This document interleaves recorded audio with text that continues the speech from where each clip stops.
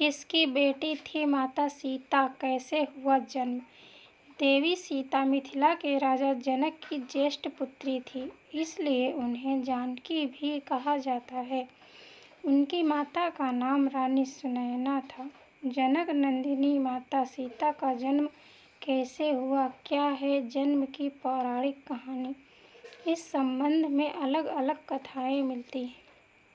आओ जानते हैं कि माँ सीता का जन्म कैसे हुआ था। वाल्मीकि रामायण के अनुसार एक बार मिथिला में पड़े भयंकर सूखे से राजा जनक बेहद परेशान हो गए थे। तब इस समस्या से छुटकारा पाने के लिए उन्हें एक ऋषि ने यज्ञ करने और धरती पर हल चलाने का सुझाव दिया। उस ऋषि के सुझाव पर राजा जनक ने यज्ञ करवाया और उसके बाद राजा जनक धरती जोतने लगे। तभी उन्हें धरती में से सोने की डलिया में मिट्टी में लिपटी हुई एक सुंदर कन्या मिली।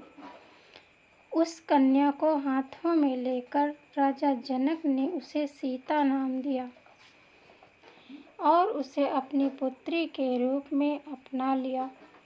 माता सीता के जन्म से जुड़ी एक और कथा प्रचलित है, जिसके अनुसार कहा जाता है कि माता सीता लंकापति रावण और मंदोदरी की पुत्री थी।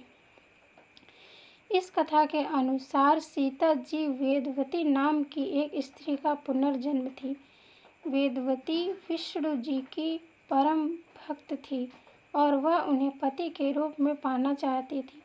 इसलिए भगवान विष्णु को प्रसन्न करने के लिए वेदवती ने कठोर तपस्या की। कहा जाता है कि एक दिन रावण वहां से निकल रहा था जहां वेदवती तपस्या कर रही थी और वेदवती की सुंदरता को देखकर रावण उस पर मोहित हो गया। रावण ने वेदवती को अपने साथ चलने के लिए कहा, लेकिन वेदवती ने साथ जाने से इनकार कर दिया। वेदवती के मना करने पर रावण को क्रोध आ गया और उसने वेदवती के साथ दुर्व्यवहार करना चाहा।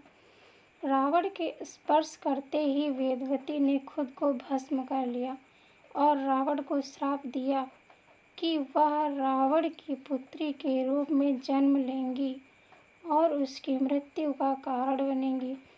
कुछ समय बाद मंदोदरी ने एक कन्या को जन्म दिया, लेकिन वेदवती के श्राप से भयभीत रावण ने जन्म लेते ही उस कन्या को सागर में फेंक दिया, जिसके बाद सागर की देवी वरुणी ने उस कन्या को धरती की देवी पृथ्वी को सौंप दिया और पृथ्वी ने उस कन्या को राजा जनक और सुनैना को सौंप दिया।